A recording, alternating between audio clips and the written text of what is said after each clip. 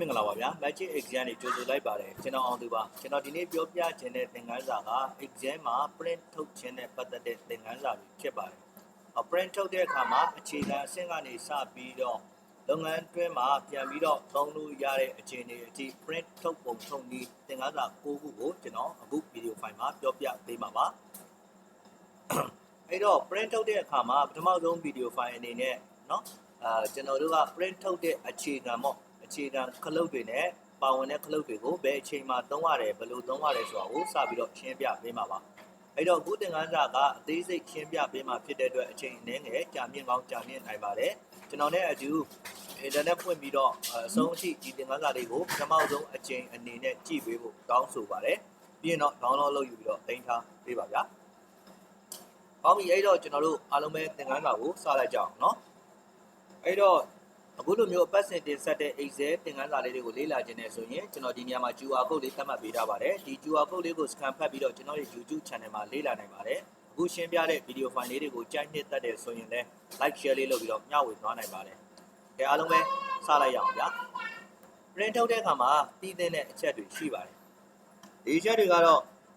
ပထမဆုံးသိရမယ့်အချက်ကတော့ကျွန်တော်တို့ print ထုတ်တဲ့အခါမှာprint ထုတ်လို့ရနိုင်မဲ့ခလုတ်ရှိတဲ့နေရာ၄ခုသတ်မှတ်ရှိပါတယ်အဲ့ဒီနေရာ၄ခုကိုကျွန်တော်အခုပြောပြပေးမှာပါပထမဆုံးကတော့ file tab ထဲက print ဆိုတဲ့ခလုတ်နဲ့ထုတ်လို့ရပါတယ်အဲ့တော့ကျွန်တော်တို့ကအရင်ဆုံး file tab ကိုသွားရမယ်အဲ့တော့ပထမနီလန်းက double click ပေးလိုက်တယ် file tab ကိုရောက်သွားပြီအဲ့ဒီ file tab ထဲမှာ print ဆိုတဲ့ခလုတ်ကလေးရှိပါတယ်အဲ့ဒီ print ဆိုတဲ့ clock လေးကိုနှိပ်လိုက်ပါဒါဆိုရင်အခု print ထုတ်တဲ့နေရာကိုရောက်သွားပါပြီအခုမြင်နေရတဲ့မြင်ကွင်းကြီးကို print preview လို့ခေါ်ပါတယ်အဲ့တော့ဒီ print preview တဲကနေပြန်ထွက်ချင်တယ်ဆိုရင်တော့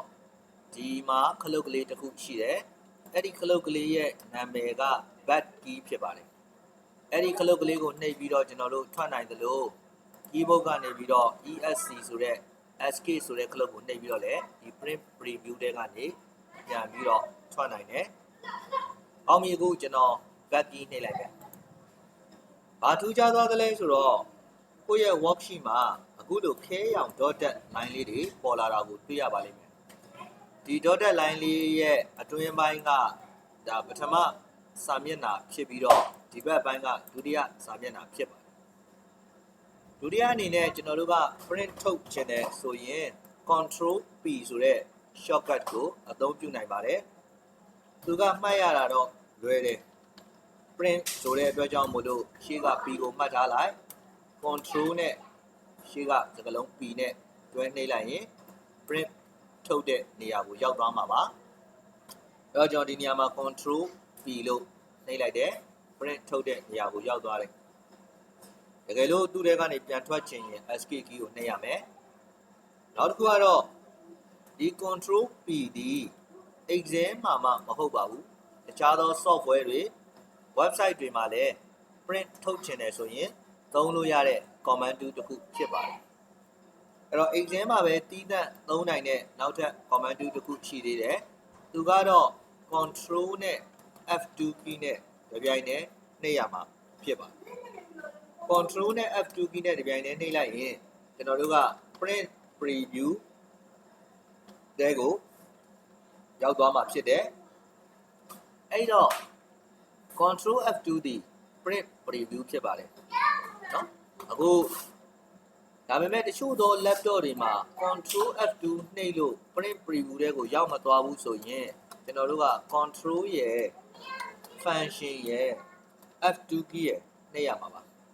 အဲ့တော့ function ဆိုတဲ့ clock က keyboard ရဲ့ဘယ်ဘက်ထောင်အောက်ခြေမှာပါပါတယ် FN လို့ရေးထားတယ်တကယ်လို့ control F2 ကိုနှိပ်ပြီးတော့မှ print preview ထဲရောက်မသွားတဲ့ laptop တွေဆိုရင် control နဲ့ function နဲ့ F2 နဲ့တွဲနှိပ်လိုက်ပါအဲ့တော့ control F2 နှိပ်လိုက်တာနဲ့တပြိုင်နက်အခု print preview ထဲကိုရောက်သွားမယ်ပြန်ထွက်ချင်တယ်ဆိုရင် escape key နှိပ်ပါနောက်တစ်ခုကတော့ quick access toolbar အသုံးဖြစ်ပါတယ်အခုဒီနေရာမှာမြင်နေရတဲ့ဘားကြောင်းကလေးကို quick access toolbar လို့ခေါ်တယ်ကျွန်တော်က quick access toolbar ကို ribbon တွေရဲ့အောက်ကိုချထားတာဖြစ်တယ် တကယ်တော့ကိုယ့်ရဲ့2ပါးကအခုညာထိုးပြထားတဲ့နေရာ title bar မှာပါဝင်တာဖြစ်ပါတယ်။အဲ့တော့ကိုယ့်ရဲ့2ပါးကိုအပေါ်မှာထားလို့ရတယ်အောက်မှာထားလို့ရတယ်။ဒါကိုလည်း Excel intermediate level သင်ခန်းစာတွေမှာကျွန်တော်ရှင်းပြခဲ့ပြီးပါပြီ။ကောင်းပြီဒါဆိုဒီ question 2ပါးမှာ bold button လေးတစ်ခုရှိပါတယ်။အောက်ဆိုင်နေတဲ့မြားလေးအဲ့ဒီမြားလေးကို click လိုက်ပါ။ click လိုက်တဲ့အခါမှာ print preview နဲ့ quick print ဆိုပြီးတော့စကားလုံးနှလုံးတွေ့ရပါလိမ့်မယ်။အဲ့တော့ print preview ဆို and print ဆိုတဲ့ခလုတ်ကိုကျွန်တော်အခုနှိပ်လိုက်မယ်။နှိပ်လိုက်တာနဲ့တပြိုင်နက် question 2ပါးမှာ printer ပုံလေးနဲ့ icon လေးတစ်ခုပေါ်လာတာကိုတွေ့ရလိမ့်မယ်။အဲ့ဒီ icon လေးကို click တစ်ချက်ပေးလိုက်ရင် print preview ထဲရောက်သွားမှာပါ။တကယ်လို့ကိုကပြန်ထွက်ချင်တယ်ဆိုရင် escape key နှိပ်လိုက်ပါ။အဲ့တော့ဒီနေရာမှာမခေါ်ထားခြင်းဘူးဆိုရင်တော့ဒီ bold button ကိုအချက်နှိပ်ပြီးတော့ဒီ print preview ဆိုတဲ့စကားလုံးပေါ်မှာ mouse pointer ကိုရွှေ့ပါရွှေ့ပြီးတော့ click တစ်ချက်ပေးလိုက်တာနဲ့တပြိုင်နက်ကျွန်တော်တို့အခုလိုမျိုး print preview button ပျောက်သွားတာကိုတွေ့ရပါတယ်။ဒါကတော့ပထမဆုံးအနေနဲ့ print ထုတ်လို့ရတဲ့နေရာ၄ခုကိုကျွန်တော်တို့ခလုတ်ရှိတဲ့နေရာ၄ခုကိုလေ့လာလိုက်တာဖြစ်ပါတယ်။ဒီထဲမှာကိုကြိုက်တဲ့နီလန်ကိုမှတ်မိတဲ့ခလုတ်ကိုမှတ်ထားပြီးတော့ print ထုတ်တဲ့အခါမှာအသုံးပြုနိုင်တယ်။အဲ့တော့ print ဒီ exam မှာမဟုတ်ဘဲနဲ့တခြားသော software တွေမှာ website တွေက data တွေစရှိသည့်ဖြစ်ကျွန်တော်တို့ထုတ်ရမှာဖြစ်တယ်။အဲဒီခါကျတော့ print ထုတ်တာနဲ့ပတ်သက်တဲ့ဝါဒတွေကိုသိထားဖို့လိုအပ်ပါတယ်။တကယ်လို့ဒါတွေကိုတိတိကျကျသိထားမယ်ဆိုရင်ဘယ် software မှာပဲဖြစ်ဖြစ် print ထုတ်ရတာလွယ်ကူပါလိမ့်မယ်။အဲ့တော့ကျွန်တော်တို့အရင်ဆုံးစပြီးတော့လေ့လာကြည့်ရအောင်။သင်ခန်းစာနံပါတ်ကတော့1ပါအခုသင်ခန်းစာမှာကျွန်တော်က print ထုတ်တဲ့အခြေခံနဲ့ပတ်သက်တဲ့စကားလုံးတွေရဲ့အဓိပ္ပာယ်ကိုရှင်းပြပေးမှာပါ print မထုတ်သေးပါဘူးဒုတိယဗီဒီယိုဖိုင်မှာမှကျွန်တော် print ထုတ်တဲ့အကြောင်းကိုလေ့လာမှာဖြစ်တယ်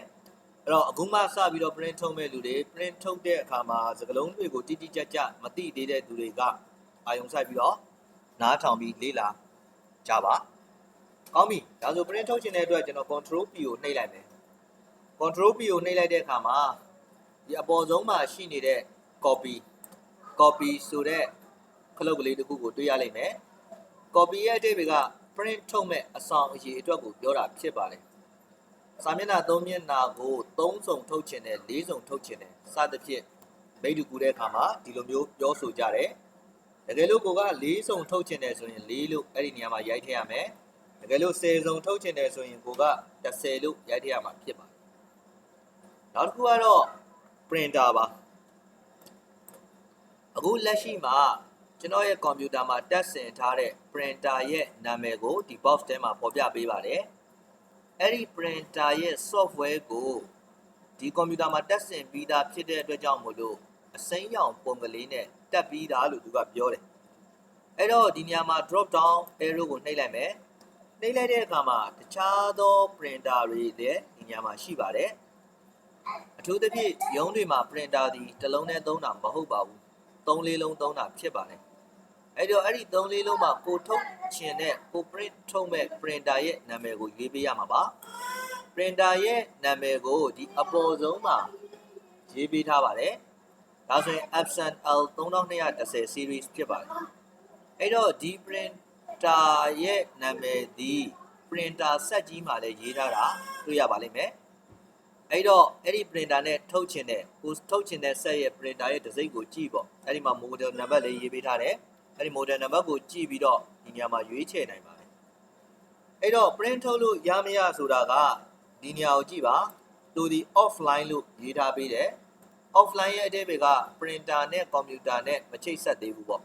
အဲ့လို offline ဖြစ်နေတဲ့ printer တွေဆိုရင်ကျွန်တော်တို့ထုတ်လို့မရပါဘူးအဲ့တော့ဒီ printer က USB ကြိုးနဲ့ထိုးပြီးချိတ်ဆက်ရတာပါတကယ်လို့ကျွန်တော်က print ထုတ်ချင်တယ်ဆိုရင် USB ကြိုးနဲ့ချိတ်ဆက်ပြီးမှဒါဒီ active ဖြစ်သွားမှာပါလောလောဆယ်တော့မချိတ်ရသေးတဲ့အတွက် offline ဖြစ်နေပါတယ်အခုနောက်ပိုင်းထုတ်တဲ့ printer တွေကတော့เนาะnetwork printer ပေါ့ Wi-Fi ကွန်ရက်ပေါ်မှာချိတ်ဆက်ထားတဲ့ printer တွေဖြစ်နေတဲ့အတွက်ကြောင့်ဒီနေရာမှာကျွန်တော်တို့ offline ဖြစ်နေမှာမဟုတ်ပါဘူးနောက်တစ်ခုကတော့ဒီအောက်က setting ဆိုတဲ့စကားလုံးလေးဖြစ်ပါတယ် setting ဆိုတာဒီကိုယ့်ရဲ့ Excel file workbook ထဲမှာဘယ်နေရာကအကြောင်းအရာတွေကို print ထုတ်ချင်တာလဲဆိုတော့သတ်မှတ်ပေးရမှာပါသူရဲ့အောက်မှာ drop down arrow လေးတစ်ခုပါဝင်တယ်အဲ့ဒီ drop down arrow လေးကိုနှိပ်လိုက်ရင်အခုလိုမျိုးပုံ3ပုံတွေ့ရလိမ့်မယ်ပထမပုံကတော့ print edit ရှိပါ print edit ရှိရဲ့အဓိပ္ပာယ်ကကို cell selector ထားခဲ့တဲ့ worksheet ကို print ထုတ်မယ်လို့ပြောတာပါကျွန်တော်ဒီအခုဒီ worksheet မှာ cell selector ထားခဲ့တဲ့အတွက်ကြောင့်မို့လို့ဒီ worksheet မှာရိုက်ထားတဲ့အကြောင်းအရာတွေကို print ထုတ်ပေးဖို့ကွန်ပျူတာကပြင်ဆင်ပေးပါတယ်နောက်တစ်ခုကတော့ print entire workbook ဖြစ်ပါတယ် print entire workbook ကတော့ဟောဒီ Excel file ကြီးတစ်ခုလုံးမှာရိုက်ထားတဲ့စကားလုံးတွေကိန်းဂဏန်းတွေကို print ထုတ်ပေးမယ်လို့ဆိုလိုတာဖြစ်ပါတယ်ဒါကတော့လက်တွေ့လုပ်ငန်းခွင်မှာတော်တော်လေးအသုံးနည်းပါတယ်ကိုလိုချင်တာကိုပဲကျွန်တော်တို့ကprint ထုတ်လိရှိပါတယ် workbook ကြီးတစ်ခုလုံးကို print ထုတ်မယ်ဆိုရင်လည်းရေးထားတဲ့ဇယားကွက်တွေရဲ့အတူအရှိမတူတဲ့အတွက်ကြောင့်မို့လို့စာမျက်နှာတွေမှာပိုလိုကလန်တွေထွက်လာမှာပါအဲ့တော့ print entire workbook ကိုသုံးမယ်ဆိုရင်တော့သတိထားစေချင်တယ်နောက်တစ်ခုကတော့ print selection ဖြစ်ပါတယ် print selection ရဲ့အဓိပ္ပာယ်ကတော့ဆက်လက်မှတ်ထားတဲ့အပိုင်းကို print ထုတ်မယ်လို့ဆိုလိုတာဖြစ်ပါတယ်အခုဒီ print preview ထဲမှာဇယားကွက်ရှိတယ်ဟောဒီမှာကျွန်တော်ရဲ့ magic logo လေးရှိတယ်ကောင်းပြီဒါဆိုရင်ကျွန်တော်ကဒီ magic logo ကိုမပါခြင်းဘူးဇယားကွက်ကိုပဲ print ထုတ်ခြင်းတယ်ဒါဆိုရင်တော့ဒီ print preview တွေကနေအရင်ဆုံးပြန်ထွက်ရမှာပါပြန်ထွက်စေဖို့အတွက် escape key နှိပ်လိုက်ပါနှိပ်လိုက်ရင်ပြန်ထွက်သွားပါပြီပြီးရင်ကို print ထုတ်ခြင်းတဲ့အပိုင်းကိုအခုလိုမျိုး mouse နဲ့ select မှတ်လိုက်ပါမှတ်ပြီးသွားရင်တော့ control P ပြန်နှိပ်ပါ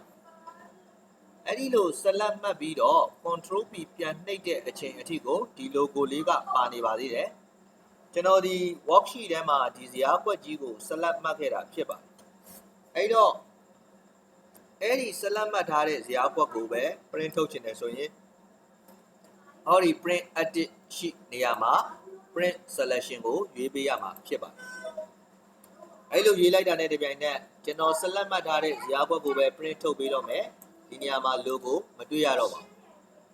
နောက်တစ်ခုကတော့စာမျက်နှာနံပါတ်တွေနဲ့ print ထုတ်တာဖြစ်ပါတယ်print setting တွေဒီတစ်ခါပြင်လိုက်တာနဲ့တပြိုင်နက် Excel ကအလိုလျောက်မှတ်ထားပေးတာဖြစ်တယ်ငကိုမူလပုံစံတိုင်းပြန်လုပ်ခြင်းနဲ့ဆိုရင်တော့ကိုက print ထုတ်ပြီးတာနဲ့မူလအခြေအနေမှာထားရှိခဲ့တဲ့ clock ကိုပြန်ရွေးပေးရမှာပါဒါဆိုရင်တော့ကျွန်တော်တို့ဒီမှာ print edit ရှိနောက်တစ်ခုကတော့ page number တွေနဲ့ print ထုတ်တာဖြစ်ပါတယ် Excel မှာတော့ page number သုံးခဲ့ပါတယ်တကယ်လို့ Excel ရဲ့เนาะဒီlayout view မှာဆိုရင်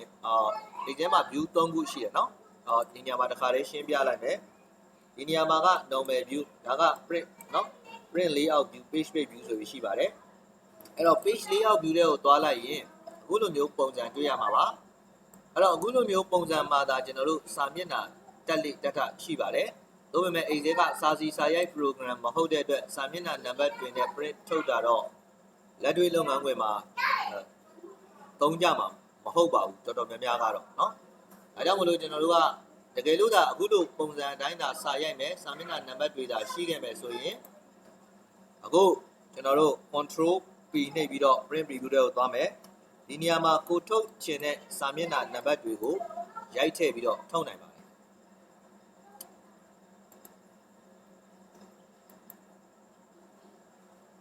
အဲ့တော့နောက်တစ်ခုက portrait orientation ဖြစ်ပါတယ်အဲ့တော့ဒီနေရာမှာကျွန်တော်တို့စကားလုံးလေးနှလုံးကိုမှတ်ထားသိနေပါတယ်ဓာတ်ပုံပဲဖြစ်ဖြစ်စာရွက်ပဲဖြစ်ဖြစ် downlight အနေအထားအသုံးပြုတယ်ဆိုရင် portrait လို့သုံးတယ်ဓာတ်ပုံပဲဖြစ်ဖြစ်စာရွက်ပဲဖြစ်ဖြစ်အလျားလိုက်အနေအထားကျွန်တော်တို့အသုံးပြုတယ်ဆိုရင် landscape လို့သုံးပါတယ်အဲ့တော့ landscape ဆိုတာကစာရွက်ကိုကန့်လန့်ထားပြီးထုတ်တာဖြစ်တယ် portrait ဆိုတာကစာရွက်ကို downlight အနေအထားထားပြီးထုတ်တာဖြစ်ပါတယ်ဒါပေမဲ့ဒီနေရာမှာတခုသတိပေးချင်တာကဘာလဲဆိုတော့စာရွက်ကို downlight အနေအထားတိုင်း print ထုတ်ဖို့ရည်ရွယ်ထားရင်ဟောဒီဆဲကွက်ထဲမှာရိုက်ထားတဲ့အချက်လက်တွေကိုတခါတည်း downlight အနေအထားပြင်ဆင်ထားပါအလျားလိုက်အနေအထား print ထုတ်ဖို့ရည်ရွယ်ထားတယ်ဆိုရင်ဟောဒီဆဲကွက်ထဲမှာစာရွက်ထဲမှာရှိနေတဲ့အချက်လက်တွေကိုအလျားလိုက်အနေအထားတခါတည်းပြင်ဆင်ထားလိုက်ပါ downline အနေထားပြင်ဆင်ထားပြီးမှ print ထုတ်ချိန်ကြမှာအလျားလိုက်ပြန်ပြောင်းတယ်ဆိုရင်ကျွန်တော်တို့ဒီအဆင်မပြေပါဘူးစကနေအားလုံးပြန်လုပ်ရမှာဖြစ်လို့နောက်တစ်ခါတော့ scaling ဖြစ်ပါတယ် scaling ရဲ့အဓိပ္ပာယ်ကချိန်ညှိခြင်းပါတကယ်လို့ကိုကစာမျက်နှာတစ်မျက်နှာပို့ရိုက်ထားတဲ့အကြောင်းအရာတွေကိုစာမျက်နှာတစ်ရွက်ထဲမှာစုပြီးထုတ်ချင်တယ်ဆိုရင် scaling ဆိုတဲ့ command 2ကိုရွေးချယ်ရမှာဖြစ်ပါတယ်အဲ့တော့ကိုယ်စိတ်ကြိုက်ပြင်ဆင်သတ်မှတ်ပြီးသွားပြီဆိုရင်တော့ကျွန်တော်တို့ဒီဟောဒီအပေါ်မှာရှိနေတဲ့ print ဆိုတဲ့ခလုတ်ကလေးကိုနှိပ်လိုက်ရုံပါပဲဒါဆိုရင်ကိုသတ်မှတ်ထားတဲ့အတိုင်း printer ကနေပြီးတော့စာရွက်တွေထုတ်ပေးမှာဖြစ်ပါတယ်အဲ့တော့တကယ်လို့စာရွက်အနေထားရွေးချယ်ခြင်းတယ်ဆိုရင်တော့ဒီနေရာမှာရှိနေတဲ့ letter A4 စတဲ့စာရွက်နာမည်တွေနဲ့ကိုထုတ်ချင်တဲ့စာရွက်ရဲ့အရွယ်အစားကိုပြင်ဆင်သတ်မှတ်ပေးလို့ရပါတယ်နောက်တစ်ခုက printer ရဲ့ property ပါတခါတရံမှာကျွန်တော်တို့ exam မှာအယောင်တွေခြယ်တဲ့အကွက်တွေရှိကောင်းရှိနိုင်တယ်ဓာတ်ပုံတွေရှိကောင်းရှိနိုင်တယ်ဒါတွေကိုကျွန်တော်တို့ကအဖြူအမဲပုံစံနဲ့ print ထုတ်ချင်တယ်ဆိုရင် print property တွေကိုတွားလိုက်ပါတွားလိုက်တဲ့အခါမှာ print property box ကျလာပြီးတော့ဒီ box ထဲမှာเนาะအဖြူအမဲထုတ်မှလား color နဲ့ထုတ်မှလားဆိုတဲ့ရွေးချယ်စရာ option တွေရှိပါလိမ့်မယ်အခုမြင်နေရတဲ့ box ကတော့ printer အမျိုးအစားပေါ်မှာမူတည်ပြီးတော့ပုံစံကွဲသွားနိုင်ပါတယ်ဒါပေမဲ့ဘယ် printer မှာပဲဖြစ်ဖြစ်အဲ့ဒီ option တွေကပါပြီးသားပါအဲ့တော့ exam မှာရှိနေတဲ့အကြောင်းအရာတွေကိုအဖြူမဲပဲထုတ်ချင်တယ်ဆိုရင်တော့ black/grayscale လို့ရေးထားတဲ့ option ကိုရွေးပြီးတော့ထုတ်နိုင်ပါတယ်အောင်ပါပြီဒါကတော့ print ထုတ်တာနဲ့ပတ်သက်ပြီးတော့အခြေခံအားဖြင့်သိရမယ့်ပထမဆုံးသင်ခန်းစာဖြစ်ပါတယ်နောက်ထပ်သင်ခန်းစာမှာကျွန်တော်တို့ဒီနောက်ထပ်မေးခွန်းတွေဖြစ်တဲ့ print ထုတ်တဲ့အခါမှာလိုအပ်တဲ့အကြောင်းအရာတွေကိုဘယ်လိုထုတ်ရမလဲဆိုတော့ဆက်ပြီးတော့ရှင်းပြပေးမှာပါအခုအချိန်ဒီကျွန်တော်ဗီဒီယိုဖိုင်ကိုအချိန်ကုန်ခံပြီးတော့လေ့လာပေးတာကျေးဇူးတင်ပါတယ်အလုပ်ကိုင်တွေအဆင်ပြေကြပါစေနော်နောက်ပိုင်းသင်ခန်းစာတွေမှာကျွန်တော်ပြန်တွေ့ကြတာပေါ့